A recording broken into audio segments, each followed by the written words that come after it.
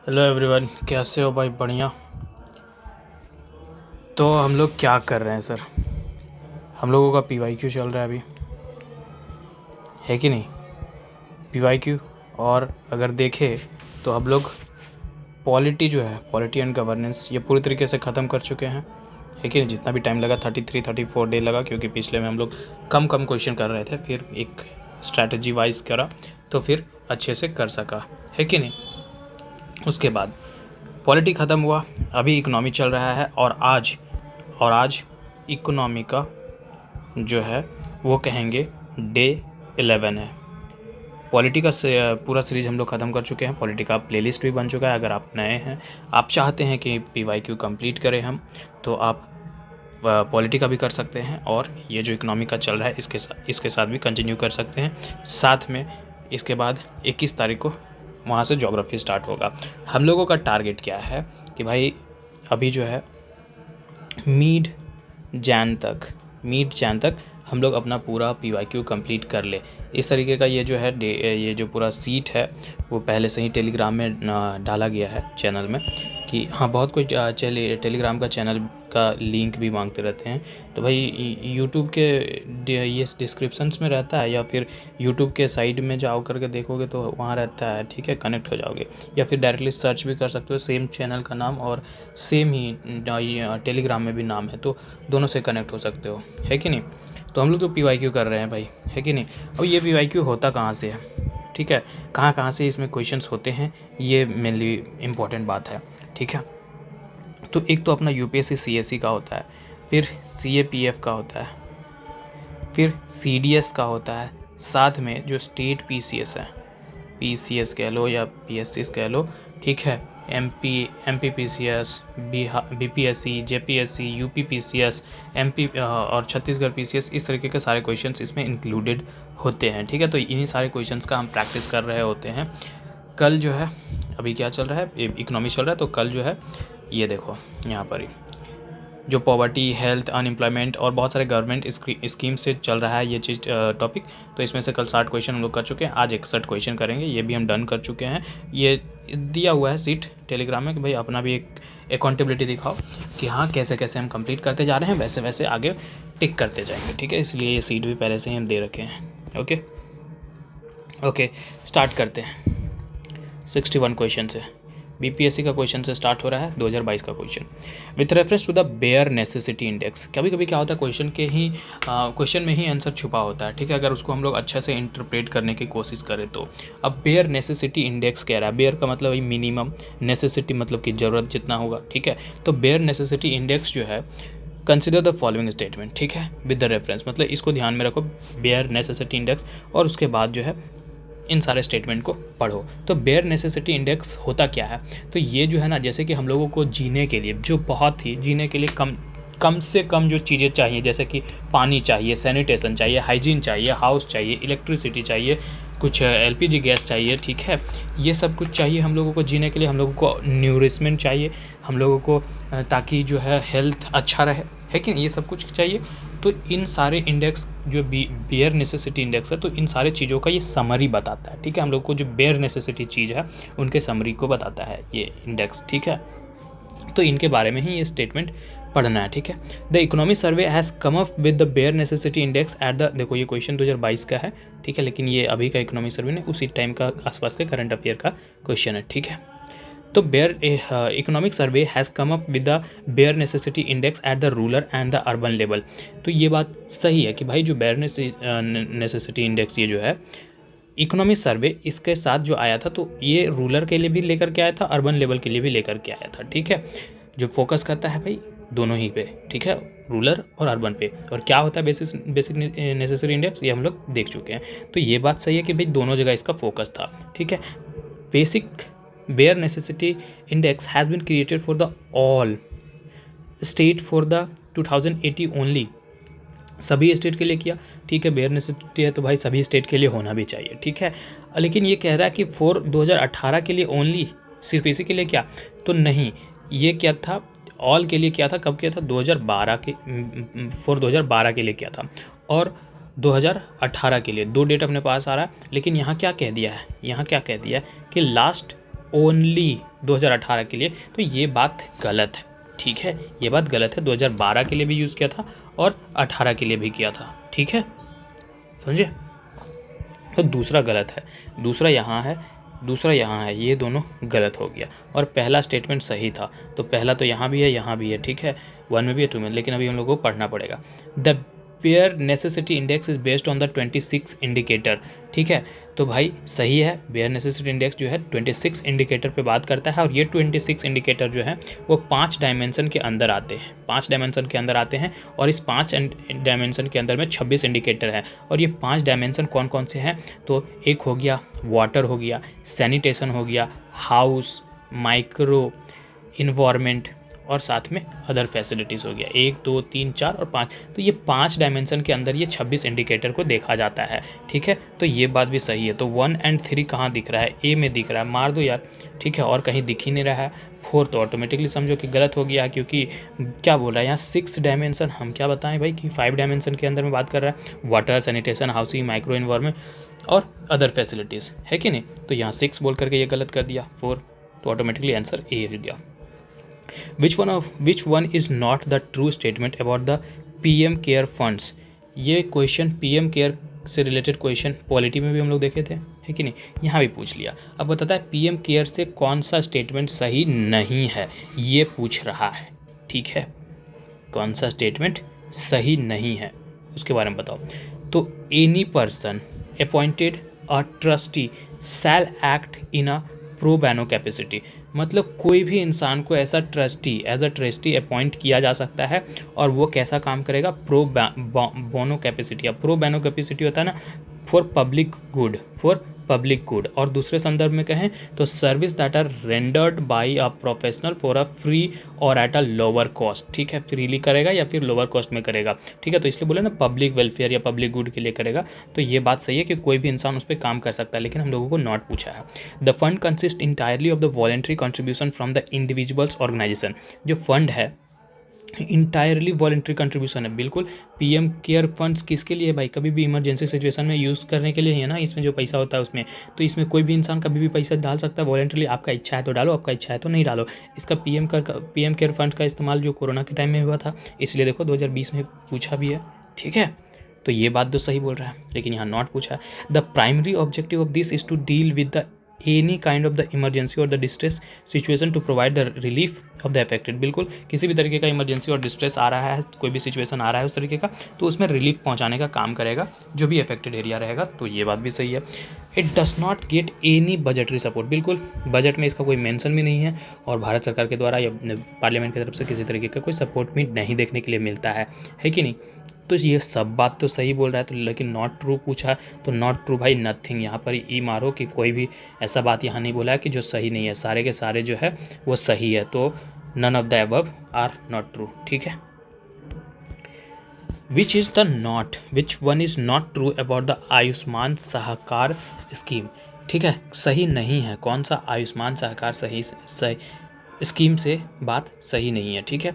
तो the finance ministry of India launch this scheme, अरे sir, Ayushman Sahakar scheme जो है ना वो लॉन्च किया गया था ministry of agriculture and farmer welfare के अंदर में किया था, ठीक है, मतलब इसके जरिए किया गया था, और अंडर बात करें तो अंडर NCDC क्या, नेशनल कॉर्पोरेटिव डेवलपमेंट कॉर्पोरेशन के अंडर में किया गया था, ठीक है। तो ये जो है नॉट ट्रू पूछा था, तो यही सही है, क्योंकि ये गलत है, फाइनेंस मिनिस्ट्री ऑफ इंडिया नहीं, ये ministry of agriculture and farmer welfare किया था, ठीक है, तो ये बात पहला में ही गलत हो गया, है कि नहीं। अब आयुष्मान सहकार स्कीम जो है क्या है, कोऑपरेटिव सोसाइटी को फाइनेंशियली असिस्ट करने के लिए है, ठीक है, किसी भी तरीके से कोई भी कोऑपरेटिव सोसाइटी हो उसको फाइनेंशियली एड करने के लिए है भाई। इसका एम ही ये है कि भाई अफोर्डेबल और कॉम्प्रिहेंसिव तरीके से जो है एड पहुंचाए, ठीक है, कैसे, तो हॉस्पिटल हेल्थ केयर हो गया, एजुकेशन फैसिलिटीज़ हो गया, आयुष फैसिलिटीज़ हो गया, हेल्थ इंश्योरेंस हो गया, इस सब चीज़ों में, और साथ में अगर लोन की बात करें तो कुछ लोन्स भी प्रोवाइड करने की बात करता है, वर्किंग कैपिटल और इस तरीके की चीज़ों को देने की बात करता है, तो ये चीज़ है। तो पहला जो स्टेटमेंट है सर वही गलत है, बाकी सारे स्टेटमेंट सही है कि स्कीम जो है असिस्ट करता है कोऑपरेटिव को क्रिएशन ऑफ हेल्थ इंफ्रास्ट्रक्चर, बिल्कुल specifically cover the establishment, modernization, expansion, repair, the renovation, hospital, health care, education infrastructure, बिल्कुल रिपेयर और मॉडर्नाइजेशन काम करने का के लिए है, ठीक है। Formulate by the national corporation under the national corporation development corporation under, तो बोले तो इसी के अंडर में तो है वो ministry of agriculture and farmer welfare, है कि नहीं। तो ये बात सारी बात सही है, पहला स्टेटमेंट गलत था सर, ठीक है। What is the objective of the community development programme. Community development programme का ऑब्जेक्टिव क्या है भाई। कम्युनिटी डेवलपमेंट प्रोग्राम अगर हम लोग देखें तो अक्टूबर 2 को स्टार्ट हुआ था 1952 में, है कि नहीं। इस प्रोग्राम को उसी टाइम लॉन्च किया गया था 1952 में, ठीक है। पूरे एरिया में वाइड तरीके से इसको फैलाया गया, ठीक है। और इसका जो एंड है वो एंड कैसे हुआ, जब जो है फर्स्ट 5 ईयर प्लान था उसके साथ में ये एंड हो गया। कहता है एवरी 3 विलेज, ठीक है। कह रहा है कि हर 3 में से में जो एक विलेज है वो इसके कम्युनिटी डेवलपमेंट प्रोग्राम के अंदर में आया था। तो ठीक है, ऑब्जेक्टिव पूछा, वो ऑब्जेक्टिव क्या था इसका। Provide educational facilities, improving the standard of living, political training, helping the village in the planning. भाई सब कुछ था कि एजुकेशनल फैसिलिटी भी था, लिविंग स्टैंडर्ड भी इम्प्रूव करना था, पॉलिटिकल ट्रेनिंग भी देना था, हेल्पिंग विलेज को भी हेल्प करना था। तो भाई इसको ई करना पड़ेगा, ये वाला सेलेक्ट करना पड़ेगा। More than one of the above are true, ठीक है, ये स्टेटमेंट सही होगा, ठीक है। आगे बढ़ते हैं। 65 Who among the following has given the idea of self help group as an effective tool of the poverty relief। अब देख रहे हो सेल्फ हेल्प ग्रुप का कितनी बार क्वेश्चन आ रहा है, ठीक है। लेकिन यहाँ पूछ रहा है कि ये जो सेल्फ हेल्प ग्रुप का आइडिया जो है वो किसने दिया था। किसने बोला कि सेल्फ हेल्प ग्रुप जो है एक इफेक्टिव टूल साबित होगा पॉवर्टी एलिवेशन में। तो भाई ये जो आइडिया देने वाले थे वो थे MD यूनुस, ठीक है। मोहम्मद यूनुस एक बांग्लादेशी इकोनॉमिस्ट थे, सोशल एंटरप्रेन्योर भी थे, ठीक है। तो यही देने वाले थे, ठीक है। ये कहते हैं क्या, मतलब ये भी जो है इस चीज़ को कहाँ लिए, बांग्लादेश में दिए, ठीक है। माइक्रो क्रेडिट पुअर पीपल को, तो उसी से चीज़ यहाँ पर ही हम लोग सेल्फ हेल्प ग्रुप उसी से इंस्पायर होकर के यहाँ आए, ठीक है। तो यूनुस जी हैं जो 1970 के आसपास SHG के साथ आए थे, ठीक है। और यही कहते हैं कि भाई इफेक्टिव टूल साबित होगा पॉवर्टी एलिवेशन में ये, ठीक है। तो यूनुस जी। और सेल्फ हेल्प ग्रुप के बारे में हम लोग पहले भी देख चुके हैं, ठीक है, कि इनफॉर्मल ग्रुप है लोगों का, आते हैं लोग इकट्ठा होते हैं, पैसा जमा करते हैं, ठीक है, और वही पैसा सेव करते हैं तो वही फिर लोन देने का काम करता है कि नहीं। ईच मेंबर के लिए भाई वहाँ जो मेंबर्स होंगे वो रिस्पॉन्सिबल होगा किसको पैसा देना है नहीं देना है, अगर डूबता है तो सबको ही उसके लिए जिम्मेवारी होगा, है कि नहीं। Which one of the following 66 which one of the following approaches is associated with the professor Amartya Sen, sorry, ठीक है। अमर्त्य सेन से कौन सा स्टेटमेंट अप्रोच एसोसिएटेड है भाई। तो इसके बारे में हम लोग हर जगह पढ़ते हैं, इथिक्स हो गया, सोशियोलॉजी में भी हम लोग पढ़े हैं, हर जगह इनका इतना कॉमन नाम हो गया कि भाई सब कोई बोलेगा सुनते के साथ कि भाई कैपेबिलिटी अप्रोच इनके लिए लगाओ ना। कैपेबिलिटी अप्रोच के बारे में ही तो बात करते हैं ये, ठीक है कि नहीं, सब कुछ जानता है इसके बारे में। आगे बढ़ते हैं। The nation wise breastfeeding programme माँ, ठीक है, nation wise breastfeeding programme जिसको हम माँ का नाम दे रहे हैं, ठीक है, उसको लॉन्च किया गया था यूनियन मिनिस्ट्री के जरिए, ठीक है। अब वो क्या है, कौन से मिनिस्ट्री के जरिए किया गया था ये बताओ, ठीक है। Ministry of tribal affair, ministry of health and family welfare, ministry of women and child development, ministry of Ayush और नन ऑफ देम। अब सबको ये दो को तो ऐसे इजीली काट देंगे, कन्फ्यूजन होगा इन लोगों का। Ministry of health and family welfare और वुमेन एंड चाइल्ड डेवलपमेंट, बोलेगा माँ है, ब्रेस्ट फीडिंग का बात कर रहा है तो भाई मार दो ये वुमेन एंड चाइल्ड, लेकिन यहाँ पर ही थोड़ा सा ये है ministry of health and family welfare. Actually में माँ है क्या, माँ का फुल फॉर्म अगर देखें तो मदर्स एब्सोल्यूट अफेक्शन है, ठीक है। एक नेशन वाइड प्रोग्राम जो कि ministry of health and family welfare के जरिए इसको ये किया गया था, इम्प्लीमेंट किया गया था, ठीक है। फोकस ये है कि जो भी ब्रेस्ट फीडिंग टाइप का जो है, ठीक है, उस वक्त सपोर्ट पहुंचाने का काम है, ठीक है। यही था कि जो लैक्टिंग सपोर्ट देने का, ठीक है, लैक्टेशन जो वो होगा उसको रीइंफोर्स करना है, ठीक है। कहाँ पर ही, द पब्लिक हेल्थ फैसिलिटीज़ में। कैसे, तो किसी भी ट्रेंड हेल्थ केयर प्रोवाइडर के ज़रिए या फिर कोई स्किल्ड कम्युनिटी हेल्थ वर्कर है तो उसके ज़रिए उसके साथ मिल करके ये सारी चीज़ें करने की ज़रूरत है। ठीक है, ये कब स्टार्ट हुआ था? तो 5 अगस्त 2016। ठीक है, आगे बढ़ते हैं।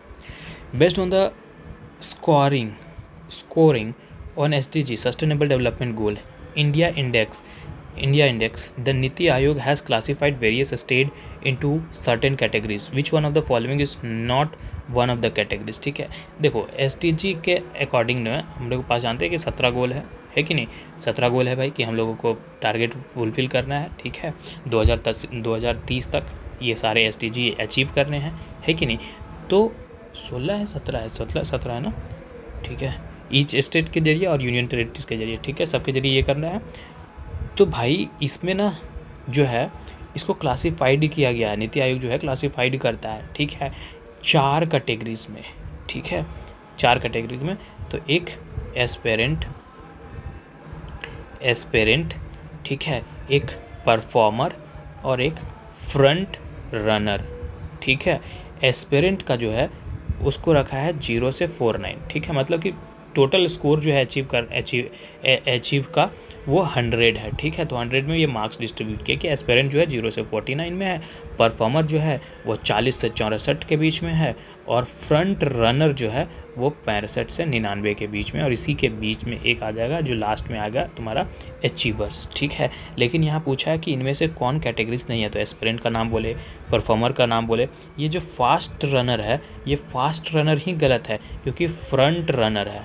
ठीक है, फ्रंट रनर, और अचीवर तो जो भाई अचीव कर लिया 100% वो होगा। ठीक है, तो फ्रंट रनर नहीं है, तो मतलब यही स्टेटमेंट सही है। ठीक है, broadly both birth and death rate are low in which one of the following stage of the demographic transition model. ठीक है, कह रहा है कि ऐसा कौन सा मॉडल है यहाँ। ठीक है, उनमें से बताओ कि कब जो है बर्थ रेट भी डेथ रेट भी दोनों ही कम होगा। ठीक है, कौन सा स्टेज में? डेमोग्राफिक ट्रांजिशन होता है ना भाई कि पहले बच्चे होते हैं, फिर बच्चे से 15 ईयर का एज ग्रुप, 15 से 60 के लेते हैं, 59 से फिर उसके आगे लेते हैं, इस तरीके से हम लोग डिवाइड किए थे, है कि नहीं?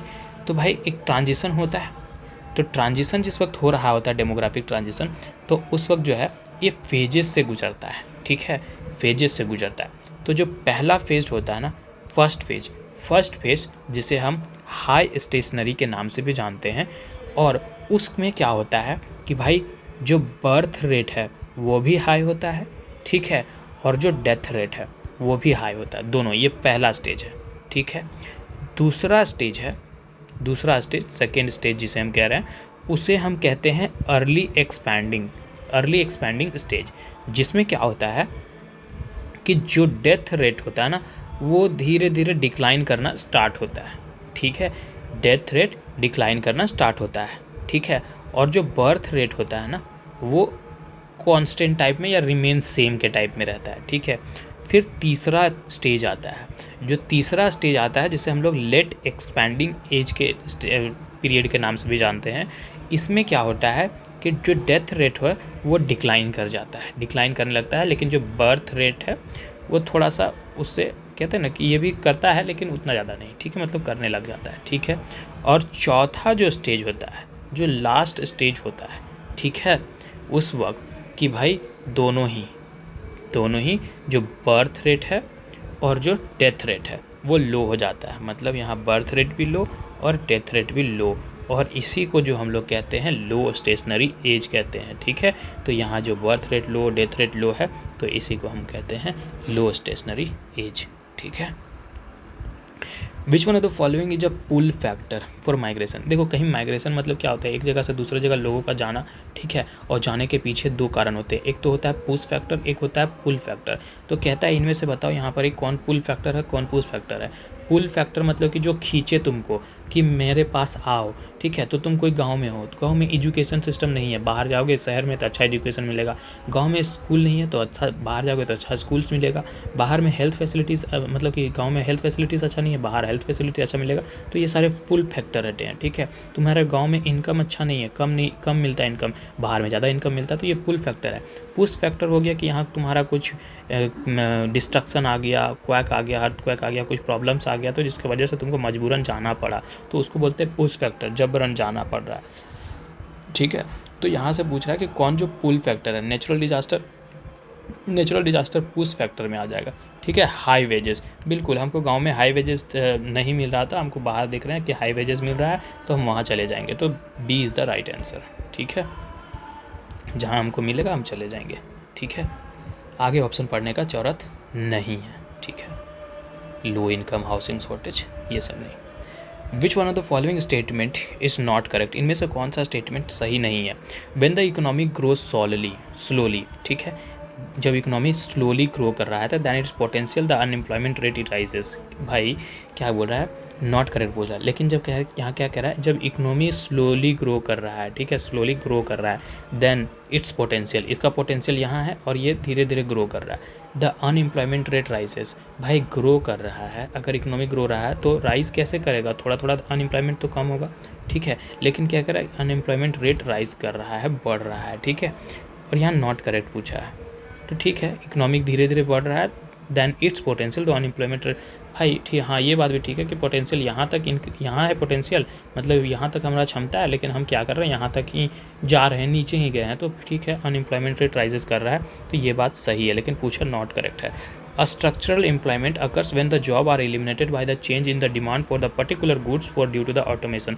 बिल्कुल हम कहीं काम कर रहे थे, हम कलर का काम कर रहे थे कहीं पर, लेकिन अब आ गया है AI, अब आ गया मशीन, तो मेरा जगह का ले लिया ये AI और मशीन मेरा जगह ले लिया, तो इससे जो मेरा जॉब जाएगा और जब हम जॉबलेस हो जाएंगे, तो इसी को कहते हैं स्ट्रक्चरल एम्प्लॉयमेंट, ठीक है, अनएम्प्लॉयमेंट। तो बिल्कुल यही बात है कि स्ट्रक्चरल एम्प्लॉयमेंट तभी होता है जब जॉब एलिमिनेट हो जाता है, किसके ज़रिए, कि भाई जो पर्टिकुलर गुड्स है उसमें चेंजेस देखने के लिए मिलता है, क्यों, क्योंकि ऑटोमेशन हो गया, तो ये बात भी सही है, ये बात भी सही है, लेकिन ये नॉट करेक्ट पूछा है। Recession in the economy leads to the cyclical unemployment. Recession मतलब हम लोग देखें टू नेगेटिव है ना, टू कंसेक्यूटिव क्वार्टर में नेगेटिव ग्रोथ देखने के लिए मिलता है, रेसेशन हम लोग कह देते हैं, तो leads to the cyclical unemployment. बिल्कुल जब हमारा ग्रोथ ही नहीं होगा तो हम भाई अनएम्प्लॉयमेंट के चक्कर में फंस जाएंगे। कल एक बीसीएस साइकिल का भी हम लोग देखे थे। अब लास्ट पढ़ो, at full employment the measured unemployment rate is negative. भाई एम्प्लॉयमेंट फुल है, मतलब जितना पोटेंशियल था वहाँ पहुँच चुका है, तो उस वक्त अनएम्प्लॉयमेंट रेट नेगेटिव कैसे जा सकता है, मतलब कि अनएम्प्लॉयमेंट नेगेटिव कैसे चला जाएगा उस वक्त, ठीक है, एक समय के बाद जीरो हो सकता है। अगर 100 लोग हैं और 100 लोगों का जगह था कि सब लोगों को नौकरी दे दिए, ठीक है, मतलब हम सबको जगह दे दिए, तो इस वक्त अनएम्प्लॉयमेंट तो जीरो हो जाएगा। नेगेटिव कैसे हो जाएगा, कि मतलब कि हम 100 से 100 लोग हैं और 101 और 105 लोगों को हम नहीं ना नौकरी दे सकते भाई, अगर उससे ज़्यादा दे रहे हैं तब ना वो नेगेटिव के लिए जाएगा, तो भाई ऐसा तो नहीं होगा नेगेटिव, ये गलत है, जीरो हो सकता है नेगेटिव नहीं, तो नॉट करेक्ट पूछा था, D is the right answer, ठीक है। इसमें इतना टाइम क्यों दिए, क्योंकि ये क्वेश्चन से अभी आगे 4-5 क्वेश्चन बनेगा, ठीक है, इसीलिए। On the basis of the employment condition the economy is divided into, अगर एम्प्लॉयमेंट के कंडीशंस की बात करें, एम्प्लॉयमेंट कंडीशंस की बात करें, तो उसके बेसिस पे इकोनॉमी को कितने भागों में बांटा गया है, तो उसको 2 भागों में बांटा गया है, एक ऑर्गेनाइज्ड और एक अनऑर्गेनाइज्ड। अब ऑर्गेनाइज्ड और अनऑर्गेनाइज्ड क्या होता है, तो ऑर्गेनाइज्ड में वहाँ होता है जो रजिस्टर होता है गवर्नमेंट के जरिए, ठीक है, जो रजिस्टर होता है गवर्नमेंट के जरिए, जो फॉलो करता है रूल्स एंड रेगुलेशन को। अनऑर्गेनाइज्ड वैसा सेक्टर होता है जो कि भाई गवर्नमेंट के जरिए रजिस्टर नहीं होता है, जो ज़्यादातर कहता है कि लीगली आउटसाइड होता है, ये लीगली बाउंडेड होता है, ये लीगली आउटसाइड होता है, और ये जो है क्या बोलते हैं, इसमें कोई रूल्स रेगुलेशन ज़्यादा उतने मैटर नहीं करते, ठीक है, तो ए इसमें बांटा गया, ठीक है। Next question, the widespread death due to the starvation, ठीक है, भूख के वजह से बहुत ज़्यादा डेथ हो रहा है, and epidemics are the characteristics of, and epidemics, तो ये किसका कैरेक्टरिस्टिक है, फेमाइन, हम लोग हिस्ट्री में पढ़ते हैं, फेमाइन पढ़े थे, है कि नहीं, तो फेमाइन क्या है, एक एक्सट्रीम क्राइसिस है, किसका, कि भाई एडिक्वेट फूड हमको नहीं मिल पा रहा है, जिसके वजह से भाई देखने के लिए मिलता है वाइड स्प्रेड माल न्यूट्रिशन, जिसकी वजह से हम लोग लॉस ऑफ लाइफ देखने के लिए मिलता है कि नहीं, अलग अलग तरीके के डिजीज़ होना स्टार्ट हो जाते हैं। बंगाल फेमाइन का नाम सुने ही भाई, हिस्ट्री पढ़ते हो तो, है कि नहीं, क्या होता था उस टाइम, ये तो हो रहा था। विच one of the following educational development indicator is currently used by United Nations Development Program UNDP to construct the Human Development Index। UNDP के जरिए कौन सा एजुकेशनल डेवलपमेंट इंडिकेटर का इस्तेमाल किया जाता है ह्यूमन डेवलपमेंट इंडेक्स को कंस्ट्रक्ट करने के लिए? ये क्वेश्चन ध्यान से देखते हैं, इससे 5 से 6 क्वेश्चन अभी आगे जा कर के बनेंगे। ठीक है, यहाँ देखो, इसको थोड़ा सा समझते हैं, थोड़ा सा हम इसको बड़ा करते हैं, फिर जो है हम इसको वहाँ पर ही पुट कर देंगे। ठीक है, देखो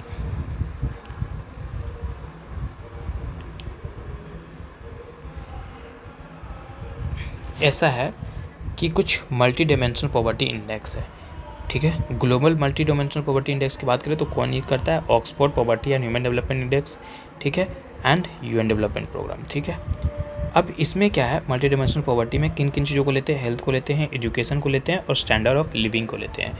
ठीक है, ग्लोबली अगर देखें तो हम लोगों के पास टोटल 10 इंडिकेटर है। ठीक है, जिसमें हेल्थ, एजुकेशन और स्टैंडर्ड ऑफ लिविंग में बांटा गया है। देखो, हेल्थ, एजुकेशन और स्टैंडर्ड ऑफ लिविंग में बांटा गया है। अब इसके अंदर भी 2 न्यूट्रिशन में बांटा गया है, चाइल्ड मोर्टालिटी।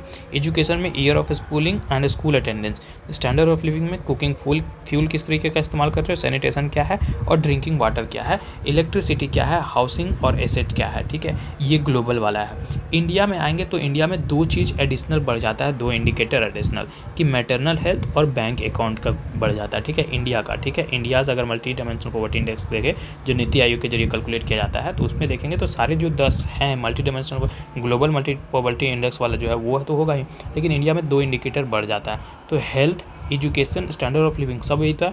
हेल्थ में भी न्यूट्रिशन का बात किया था, चाइल्ड अटेंशन एंड मोर्टेलिटी। एक चीज़ यहाँ जो बढ़ा वो क्या है? एंटल केयर। ठीक है, जो मैटरनल हेल्थ वाला बात कर रहे। ठीक है, एजुकेशन में year of schooling, school attendance और हाँ ठीक है, उतना 2 हो गया। उसके बाद स्टैंडर्ड ऑफ लिविंग में cooking fuel, sanitation, drink water, electricity, housing, asset. एक एक्स्ट्रा क्या बढ़ा? Banking account. ठीक है, अब इस चीज़ को ध्यान में बस रखना भाई, आगे देखना कि क्वेश्चन कितने क्वेश्चन बनेंगे। ठीक है, अब इसको फिर से हम इसके जगह पर पहुँचा देते हैं। ठीक है, ठीक है, थोड़ा बड़ा ही रखने देते हैं ताकि अगर कभी खोलो क्वेश्चन तो दिख जाए। ठीक है, ओके, अब ये पढ़ो,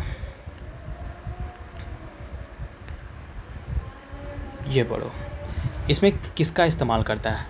ठीक है, तो लेवल ऑफ लिटरेसी का करता है, ग्रोस एनरोलमेंट रेशियो का करता है, मीन ईयर ऑफ स्कूलिंग करता है या ड्रॉप रेट का करता है? तो अभी ईयर ऑफ स्कूलिंग अभी हम लोग देखे थे ना भाई कि ईयर ऑफ स्कूलिंग का यहाँ पर ही बात किया, ईयर ऑफ स्कूलिंग है कि नहीं 16। तो भाई किसको मारोगे? Mean year of schooling. ठीक है, ओके, अब आगे बढ़ो। According to the national youth policy 2014, ठीक है, youth of which one of the following age group will be benefited. तो ये नेशनल यूथ पॉलिसी 2014 जो है ना, इसके अकॉर्डिंग हम लोग अगर बात करें ना, तो जो डिफ़ाइन करता है यूथ को, वो कहता है कि यूथ का जो एज ग्रुप होगा ना वो 15 से 29 ईयर होगा। ठीक है, इसको बताता करता है ये, और ये सेंसस 2011 के सेंसस के बेसिस पे ये बात करता है। ठीक है, तो भाई ये ठीक है, अब वो याद रहने वाली बात है, इसमें कोई लॉजिक वॉजिक है नहीं। ठीक है, okay, next question. Unemployment problem leads to poverty because. देखो, अनएम्प्लॉयमेंट प्रॉब्लम्स है जिसके वजह से क्या लेता है? पॉवर्टी का रूप लेता है। ठीक है, गरीबी का रूप लेता है, मानते हो? तो अनएम्प्लॉयमेंट की वजह से जब पॉवर्टी लेता है, मतलब कि इंडिविजुअल जो है, कोई भी इंसान वो एम्प्लॉयमेंट नहीं ढूंढ पा रहा है या एम्प्लॉयड नहीं हो पा रहा है, एक अच्छा अर्न नहीं कर पा रहा है, स्टेडी इनकम जिससे वो अपना घर बार चला पाए, अपना फाइनेंशियल डिफ़िकल्टीज़ को दूर कर पाए, है ना, उसका अपना जो बेसिक नीड्स है उसको फुलफिल कर पाए। यही तो कहते हैं कि अनएम्प्लॉयमेंट जो है उसकी वजह से पॉवर्टी लेट पाता है कि नहीं? तो कौन सा होगा? People living below poverty line increases. बिल्कुल, BPL बिलो पॉवर्टी लाइन जो है वो इंक्रीज़ करते जाएगा, क्योंकि उसके पास एम्प्लॉयमेंट नहीं है। एम्प्लॉयमेंट नहीं है तो पैसा आ ही नहीं रहा है, पैसा आ नहीं रहा है तो और ज़्यादा कर्जा करते यार, और यदि करते हुए एक विशियस साइकिल में फंस जाएगा वो। ठीक है, कभी निकल नहीं पाएगा वहाँ से। ओके, आगे बढ़ते हैं। Most of the unemployment in India is. ठीक है, ज़्यादातर जो अनएम्प्लॉयमेंट है इंडिया में वो कौन सा अनएम्प्लॉयमेंट है ये बताओ मेरे को। ठीक है, टेक्निकल है, साइक्लिकल है, फ्रिक्शनल है, स्ट्रक्चरल है, ये बताओ। ठीक है। तो टेक्नोलॉजिकल मतलब कि क्या होता है, टेक्नोलॉजिकल मतलब कि जहाँ टेक्नोलॉजी ज़्यादा आ जाए, यही ना, टेक्नोलॉजी आने से तुम्हारा जो डिस्प्लेसमेंट हो जाए, जैसे एआई आ गया, मशीन आ गया, उसके वजह से जाए अगर तुम्हारा नौकरी जा रहा है तो तुम अनएम्प्लॉयमेंट होगा। तो ये तो अभी इंडिया में ज़्यादा नहीं है, ज़्यादा ऑटोमेशन तो नहीं हुआ है कि नहीं, तो ये तो नहीं होगा। साइक्लिकल एम्प्लॉयमेंट इसको कहते हैं कि मतलब कि एक बिजनेस साइकिल में अगर कभी जो कोई बिजनेस साइकिल चल रहा है, तो बिजनेस साइकिल में अगर जो हमारा इकोनॉमिक ग्रोथ हुआ, ठीक है, तो तुम्हारा एम्प्लॉयमेंट भी अच्छा हुआ। लेकिन बिजनेस साइकिल में अगर इकोनॉमिक ग्रोथ डाउन हुआ, ठीक है, डिक्लाइन हो रहा है इकोनॉमिक ग्रोथ, तो उस वक्त क्या होगा, एम्प्लॉयमेंट भी डिक्रीज होगा। तो ये साइक्लिकल सबसे ज़्यादा नहीं है, क्योंकि ये कभी भी बढ़ सकता है, कभी भी घट सकता है, ठीक है। एक फ्रिक्शनल है। फ्रिक्शनल क्या होगा कि जैसे कोई इंसान अभी काम कर रहा है, उसको उस जॉब में मन नहीं लगा, ठीक है, मन नहीं लगा या पसंद नहीं आया, कोई भी काम कर रहा है उसको वो जॉब में पसंद नहीं आ रहा है, मन नहीं आ रहा, मज़ा नहीं आ रहा है, वो क्या करेगा कि हम चलो छोड़ देते हैं इस जॉब को, ठीक है, छोड़ के ये एक्स जॉब कर रहा था, ये वाई जॉब की तलाश करना है, ठीक है, वाई जॉब की तलाश करता है कि हम यहाँ करेंगे। तो ये जो टाइम ड्यूरेशन होगा ना, जब तलाश करने वाला टाइम, ठीक है, इसी को कह रहा है फ्रिक्शनल अनएम्प्लॉयमेंट, ठीक है।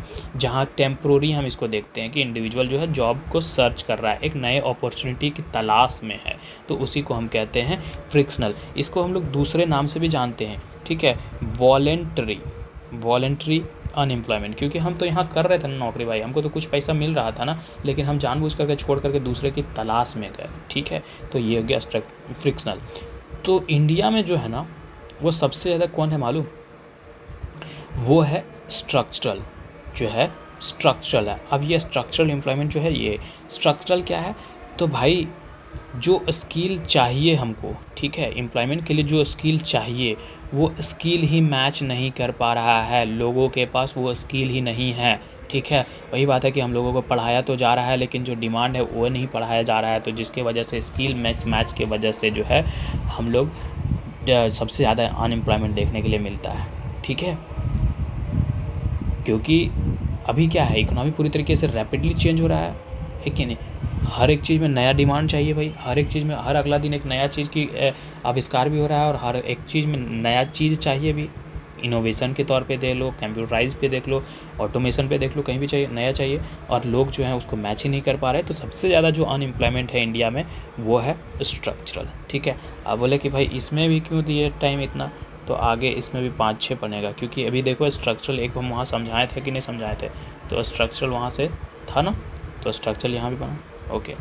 साइक्लिक पुअर, अभी यहाँ साइक्लिकल बनाया, बताया कि नहीं बताया भाई, बताओ, अभी जस्ट अगला है। तो साइक्लिक पुअर किसको कहेंगे, कंटिन्यूसली सफल between being poor and non poor, ठीक है। अभी पुअर थे, पैसा नहीं कमाए, एम्प्लॉयमेंट नहीं मिला, पैसा नहीं आया, फिर से हम और नॉन पुअर हो गए, फिर भी नॉन पुअर, तो इस साइकिल में बढ़ते गए, ठीक है। डिस्गाइज्ड अनएम्प्लॉयमेंट, अच्छा यहाँ नहीं बताया था क्या स्ट्रक्चर, अच्छा ठीक है। अच्छा डिस्गाइज्ड एम्प्लॉयमेंट, ये हम आर इसलिए लिखे हैं क्योंकि ये कल डिस्कस हो चुका है, ठीक है, कि जहाँ पर भी प्रोडक्टिव क्या होगा, जीरो होगा, है ना, मार्जिनल प्रोडक्टिविटी क्या होगा, लेबर का जीरो होगा, कि भाई जो 5 आदमी काम कर करके ही 2 ही प्रोडक्ट बना पा रहे हैं, वो 2 आदमी और एक आदमी अकेले 2 प्रोडक्ट बना देगा, ठीक है, तो फिर वो 3 आदमी क्या कर रहे हैं, जीरो कर रहे हैं, मार्जिनल प्रोडक्ट ऑफ लेबर वहाँ पर ही जीरो होता है, उसे ही हम कहते हैं डिस्गाइज्ड जो भी पढ़ लो, ठीक है। What is the name of the world largest health care scheme launched by the government of India? भाई वर्ल्ड लार्जेस्ट यही है, आयुष्मान भारत प्रधानमंत्री जन आरोग्य योजना, ठीक है, world largest health care scheme, ठीक है, जो गवर्नमेंट ऑफ इंडिया के जरिए 2018 में लॉन्च किया गया, आयुष्मान भारत प्रधानमंत्री जन आरोग्य योजना, ठीक है। इसमें सबको जानते हैं कि भाई एक हेल्थ इंश्योरेंस है, ठीक है, जिसमें से कहीं भी तुमको कोई भी फैमिली है 5 लाख पर फैमिली मिलेगा पर ईयर, हॉस्पिटल में जितना भी एक्सपेंसेस आ रहे हैं उसको एड्रेस करने के लिए, है कि नहीं, तो ये चीज़ सबको जानता है। अभी कुछ इसके न्यू वर्जन आ चुके हैं करंट अफेयर में, उसमें ये कर लेना भाई। द ऑब्जेक्टिव ऑफ प्रधानमंत्री ग्राम सड़क योजना, क्या है ऑब्जेक्टिव और ऑब्जेक्टिव्स ऑफ प्रधानमंत्री ग्राम सड़क योजना है, तो कुछ कनेक्टिविटी, सड़क बनाते हैं क्योंकि कनेक्टिविटी के लिए ना, तो connecting village to the main road, बिल्कुल। कंस्ट्रक्टिंग द कंक्रीट रोड, भाई ठीक है, रोड बनाएंगे तो मिट्टी का नहीं ना बनाएंगे, फिर बनाने का फ़ायदा ही क्या हुआ, तो भाई ये दोनों ही इसके लिए मतलब कि ऑब्जेक्टिव्स हैं इसके, ठीक है। ये जो स्कीम है लॉन्च किया गया था गवर्नमेंट ऑफ इंडिया के जरिए 2000 में लॉन्च किया था। ऑब्जेक्टिव यही था कि भाई कनेक्टिविटी बढ़ाएंगे रूरल एरियाज़ में, उससे पॉवर्टी एलिवेशन कम होगा, क्योंकि एक्सेस देंगे हम लोग इकोनॉमिक को और अदर एसेंशियल सर्विस को वहाँ पर ही, ठीक है। तो जो भी अनकनेक्टेड हैबिटेशन है या पॉपुलेशन है उसको हम लोग कनेक्ट करेंगे, ठीक है, मेन स्ट्रीम से, ठीक है। इसको इम्प्लीमेंट किसके ज़रिए किया गया था? तो मिनिस्ट्री ऑफ रूरल डेवलपमेंट के ज़रिए किया था, ठीक है। ओके, पूरी तरीके से फुल्ली फंडेड सेंट्रल गवर्नमेंट के ज़रिए है, एक्सेप्ट 8 नॉर्थ ईस्टर्न स्टेट और प्लस 3 हिमालयन स्टेट में छोड़ करके। वहाँ जो फंडिंग है वो 90:10 बेसिस पे है। 90 सेंट्रल गवर्नमेंट देगी और जो है 10 उधर का स्टेट लगाएगा, ठीक है। Okay, which of the following is a method to eradicate poverty? इनमें से कौन सा मेथड होगा जो इसमें हम पॉवर्टी इराडिकेट कर सकते हैं? तो investment in productive activities, increase the saving, population control. भाई सारे के सारे पॉपुलेशन कंट्रोल होगा, कम पॉपुलेशन होगा तो खर्चा कम होगा, खर्चा कम होगा तो मतलब हम लोगों को सोशियो इकोनॉमिक कंडीशंस में जा करके कम इन्वेस्टमेंट करेगा। इंक्रीज सेविंग इंक्रीज़ करेंगे भाई, प्रोडक्ट बैंक में पैसा बढ़ेगा, बैंक में पैसा बढ़ेगा तो बैंक लैंडिंग ज़्यादा करेगा, बैंक लैंडिंग ज़्यादा करेगा तो लोग इन्वेस्ट ज़्यादा करेंगे, लोग नए नए बिजनेस करेंगे तो फिर वो पैसा साइकिल होगा, ये डबल बनता जाएगा। मोर इन्वेस्टमेंट, प्रोडक्टिव, सारे के सारे सर, ठीक है। इसमें ज़्यादा समझाने का क्या ज़रूरत है भाई, समझ में। पब्लिक डिस्ट्रीब्यूशन सिस्टम का एम क्या है? Providing food security to the poor, बिल्कुल, जो गरीब हैं उनके तक खाना पहुंचा। खाना मतलब कि बनाने योग्य वाला, चावल, गेहूँ, तेल, ये सब होता है ना, एसेंशियल जो फूड आइटम्स हैं उसको एफोर्डेबल प्राइस में पहुंचाना है, ठीक है, इकोनॉमिकली डिसएडवांटेज सेक्शन तक, ठीक है। यही है पीडीएस का मेन एम, ठीक है। ओके, तो ये बात तो सही है। To prevent the hoarding and the black marketing, बिल्कुल, होर्डिंग और मतलब कि जो अपने पास बहुत सारा रख लेते थे कोई भी एसेंशियल कमोडिटीज़ को, ठीक है, और ब्लैक मार्केटिंग करते थे, 5 का चीज़ को 10 में बेच रहे हो, 10 का 20 में बेच रहे हो, ये सब चीज़ें उसमें बचाने का बात है। और ताकि जो है जो लोग गरीब हैं, जो लोग के पास पैसा नहीं है और फूड तक नहीं पहुंच रहा, तो उन लोगों तक फूड पहुंचाने की बात करता है रीज़नेबल रेट के साथ। तो बिल्कुल ये बात भी सही है। To prevent the over charging by the trader, बिल्कुल ये बात भी सही है। तो सारे के सारे एम्स इसके सही हैं सर, ठीक है। 84, the government of India has established the national handicapped finance corporation, ठीक है। गवर्नमेंट ऑफ इंडिया जो है इस्टेब्लिश करती है नेशनल हैंडीकैप्ड फाइनेंस कॉरपोरेशन, किसके अंडर में, कौन से मिनिस्ट्री के अंदर में? तो सर वो मिनिस्ट्री का नाम है सोशल जस्टिस। हैंडीकैप्ड है, देख लो, तो सोशल जस्टिस और एम्प्लॉयमेंट के बेसिस पे ही होगा ना, ठीक है।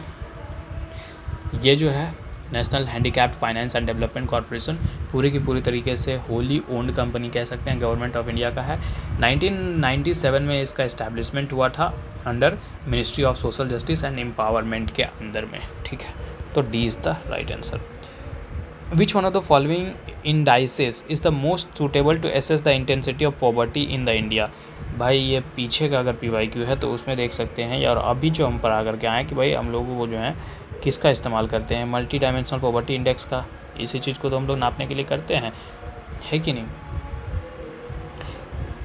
कौन सा इंडेक्सेस बेस्ट हो सकता है ना, तो ये इंडेक्सेस हम लोग मल्टी डायमेंशनल पॉवर्टी इंडेक्स को यूज़ करते हैं हम लोग बेस्ट तरीके से, है कि नहीं, क्योंकि इसमें poor health, education, standard of living, सब कुछ मल्टी डायमेंशनल है ना, इसीलिए तो ये सब कुछ करता है। और इंडिया में कौन करता है मल्टी डायमेंशनल पॉवर्टी इंडेक्स को? तो वो MP अभी भी ऊपर हम लोग देख करके आए थे ना भाई, है कि नहीं। मेरा सर क्यों ऐसे दर्द दे रहा है। ओके, खैर 80 जो है भाई रिपीटेड क्वेश्चन है। कल परसों हम लोग कल ही का वीडियो में शायद पहल के बारे में बात किए थे। पहल क्या है? तो पहल अगर इसको हम लोग कहेंगे तो प्रत्यक्ष हस्तांतरित कैसे कहते हैं, प्रत्यक्ष हिंदी में बात कर रहे हैं यार, प्रत्यक्ष हस्तांतरित लाभ स्कीम, ठीक है। हस्तांतरित मतलब कि एक हाथ से दूसरे हाथ में देना, मतलब कि ट्रांसफ़र यार, ठीक है। तो first variety of a jam, बिल्कुल फर्स्ट वैरायटी ऑफ जैम है क्योंकि जो पहल है वो अभी न्यू नहीं है, पहल बहुत पहले ही ये लॉन्च हुआ था, करीबन 2014 के आसपास में शायद, हाँ 2014 के आसपास में, ठीक है। 1 मिनट, हाँ ठीक है 2014 के आसपास। तो एक jam first variety of jam जो है भाई जनधन वाला था ना, जिसमें आधार मोबाइल सब कुछ यूज़ किया जाता था, जनधन आधार मोबाइल है कि नहीं, ऐसे जनधन आधार मोबाइल यही ना। तो ये एक पहला फर्स्ट वैरायटी हो सकता है। ट्रांसफ़र है एलपीजी सब्सिडी का, डायरेक्ट बेनिफिट ट्रांसफ़र के थ्रू बिल्कुल है। Directly transfer LPG subsidy into the customers bank account, इसीलिए तो है जैम ट्रिनिटी, इसीलिए तो है पहल स्कीम। तो सारे के सारे स्टेटमेंट इसका सही है। Unemployment and poverty estimate in India are based on, किसके बेस्ड होता है, तो भाई national household consumption expenditure survey. ये बात कल भी हम लोग पीवाईक्यू में पीछे में ही बात किए थे कि इसी पे बेस्ड होता है कि national NSS house hold consumption expenditure. NSS नहीं था उस क्वेश्चन में, लेकिन हाउस होल्ड कंजप्शन एक्सपेंडिचर के बेसिस पे हम लोग ये करते हैं, ये बात देखे थे। Human development index is composite index of, किसका है ये बताओ, तो life expectancy, educational attainment and per capita GDP, है कि नहीं, नॉट पूछा है क्या, नहीं ठीक है, हाँ कंपोजिट। लीव पर poverty life expectancy educational attainment नहीं था, ये ठीक है, C is the right answer. 89 repeated है। Thrust area of the Atal mission rejuvenation urban transformation, Amrut, ठीक है। अमृत में क्या क्या इंक्लूड होता है, वाटर सप्लाई इंक्लूड होता है, सीवरेज फैसिलिटीज़ इंक्लूड होता है, पब्लिक ट्रांसपोर्ट फैसिलिटीज़ यूज़ होता है, ठीक है।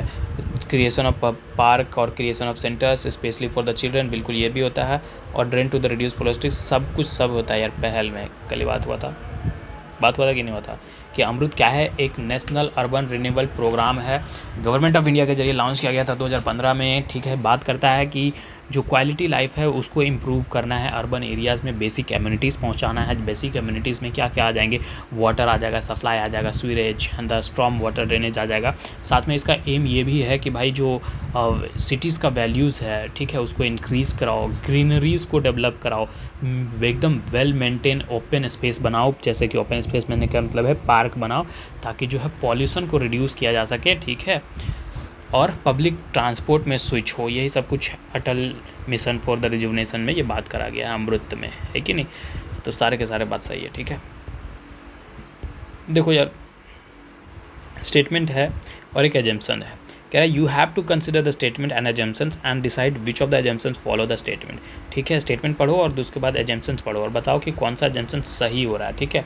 अब स्टेटमेंट क्या है, unemployment allowances should be given all unemployed Indian youth above the 18 year.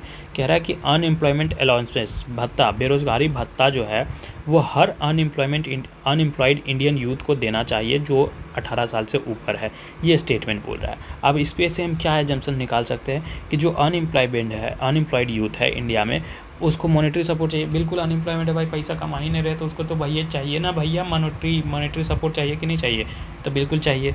तो पहला स्टेटमेंट सही है, ये एजम्पशन बना सकते हैं, क्योंकि इसमें बोला है कि जो अनएम्प्लॉयमेंट है, बेरोजगारी भत्ता जो 18 साल से कम है उनको हम देंगे, ठीक है। तो ये इन्फ्लुएंसेस हम निकाल सकते हैं, एजम्पशंस निकाल सकते हैं। Government has the sufficient fund to provide the allowances to all the unemployed. भाई ये फ़ंड का बात किया कि गवर्नमेंट के पास इतना पैसा है, इतना पैसा कि सबको बैठे बैठे खिला सकता है, नहीं, ये बात नहीं किया है। तो ये गया, ये नहीं, ये गया। ओनली ए जो है वो सही है कि हाँ, पहला एजम्पशन जो है वो सही बात कर रहा है। 91 रिपीटेड है, ठीक है, पूरा का पूरा। ये कमेटी का भी कल हम लोग डिस्कस किए थे और सेम चीज़ रिपीटेड है, ठीक है। आप क्वेश्चन देख लेना, पढ़ लेना, ठीक है। अगर नहीं मिले तो बोलना भाई, कमेंट में बोल सकते हो, मैसेज कर सकते हो, जहाँ बोलना है बोल दो, ठीक है, क्योंकि हम इस पर बात कर चुके हैं। Which of the following are the sub mission and sub mission of the national skill development mission. National skill development के मिशन कौन सा सब मिशन है भाई, इंस्टीट्यूशनल ट्रेनिंग होगा, ठीक है, क्योंकि स्किल मिशन है तो इंस्टीट्यूशनल ट्रेनिंग तो देगा ही ना। ओवरसीज़ एम्प्लॉयमेंट, बिल्कुल ओवरसीज़ एम्प्लॉयमेंट, कहीं भी एम्प्लॉयमेंट करने का। लेवरेज द पब्लिक इंफ्रास्ट्रक्चर, भाई बिल्कुल जो लिवरेज पब्लिक इंफ्रास्ट्रक्चर मतलब क्या है कि जो पहले से इंफ्रास्ट्रक्चर हमारे पास है उसका इस्तेमाल करते हैं ना, स्किल डेवलपमेंट में उसका फ़ायदा उठाते हैं। जो एग्जिस्टिंग इंफ्रास्ट्रक्चर है, रिसोर्सेज है अपने पास, है कि नहीं, ट्रेनिंग सेंटर के तौर पे इस्तेमाल करते हैं, स्कूल जो है उसका इस्तेमाल करते हैं, ठीक है, कॉलेजेस, जो भी पब्लिक इंस्टीट्यूशन सबका इस्तेमाल करते हैं, तो सारे का सारा करेक्ट है। 93 which of the following strategies is are the adopted by the implementing the Poshan Abhiyan, ठीक है, कौन सा स्ट्रैटेजी को अपनाया गया है पोषण अभियान को इम्प्लीमेंट करने के लिए, ठीक है। Intersectoral governance for the better service delivery, intersectoral governance, बिल्कुल ये बात है, इसको इस्तेमाल किया गया था। टेक्नोलॉजी का इस्तेमाल किया गया है, ठीक है, टेक्नोलॉजी का भी इस्तेमाल किया गया है, ठीक, क्यों, क्योंकि टेक्नोलॉजी से क्या है कि भाई एक स्पेसिफिकली अगर हम बात करें तो इंफॉर्मेशन कम्युनिकेशन टेक्नोलॉजी ICT का इस्तेमाल किया गया था, ताकि जो है अच्छे से हम रियल टाइम ग्रोथ को मॉनिटर कर सकें, किसका, वुमेन और चिल्ड्रन का। तो दोनों बात सही है, C is the right answer. आगे बढ़ो, ज़्यादा इसमें लफड़ा का बात नहीं है, ठीक है, आगे बढ़ो। सर 94 रिपीटेड है। Which of the following indicator is the included in the national multi dimensional. अब क्वेश्चन पढ़ो, खुद ही बताओ कि रिपीटेड है कि नहीं है। ये भी रिपीटेड है, फ्रिक्शनल, स्ट्रक्चरल, साइक्लिकल, डिस्कस्ड बात हो चुका है। Which of the following is the objective of the प्रधानमंत्री स्वास्थ्य सुरक्षा योजना। ठीक है, प्रधानमंत्री स्वास्थ्य सुरक्षा योजना का ऑब्जेक्टिव क्या है, ये चीज़ ये पूछ रहा है, ठीक है, पढ़ो।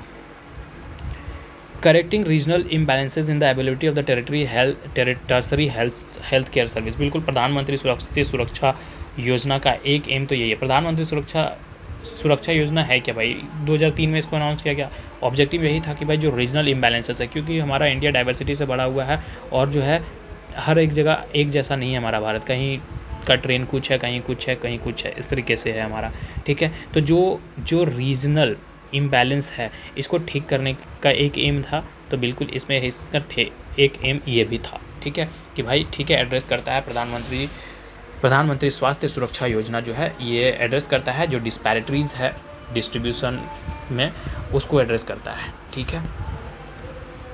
All India institute of medical science establish करता है इसको एड्रेस करने के लिए, तो बिल्कुल पहला स्टेटमेंट सही है। दूसरा देखो तो providing universal access to the public health service the universal immunisation, ठीक है। देखो, universal access to the public health service ये बात सही है, यूनिवर्सल इम्यूनाइजेशन भी बात सही है, इंपॉर्टेंट गोल है इसका, ठीक है। लेकिन ये क्या है, एक स्पेसिफिक ऑब्जेक्टिव नहीं है स्वास्थ्य सुरक्षा का, स्पेसिफिक इसका ही नहीं है। अब क्योंकि भाई इसके अंदर में हम लोगों को बात कर रहे हैं ना, तो बहुत मैटर करता है यार चूज़ करने के टाइम। स्कीम वाला में बहुत, मेरा भी 1-2 क्वेश्चन पड़े ऐसे ही हुए हैं, क्योंकि भाई पूछ देता है ऑब्जेक्टिव मतलब मेन उसके अंदर में अगर वो लिखा है तो ही सही होगा, तो ये चीज़ उसके अंदर में स्पेसिफिकली नहीं लिखा हुआ। 2 गया, ठीक है, 2 गया। अब बच गया तीसरा, augmenting the facilities for the quality medical education in the countries. बिल्कुल, मेडिकल एक ऑब्जेक्टिव इसका है, ठीक है, कि इन्हांस करना है इंफ्रास्ट्रक्चर को, फैसिलिटीज़ को, ठीक है, मेडिकल एजुकेशन में इंडिया में, ठीक है, इसमें। तो भाई ये जो है दोनों स्टेटमेंट सही है, ठीक है। 1 मिनट रुकना यार, मेरा माथा थोड़ा सा दर्द कर रहा है, इधर घूमते हैं हम।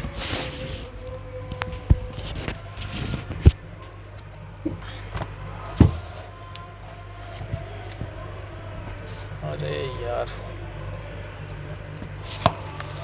लगता नहीं होगा, फिर से वहीं जाना पड़ेगा।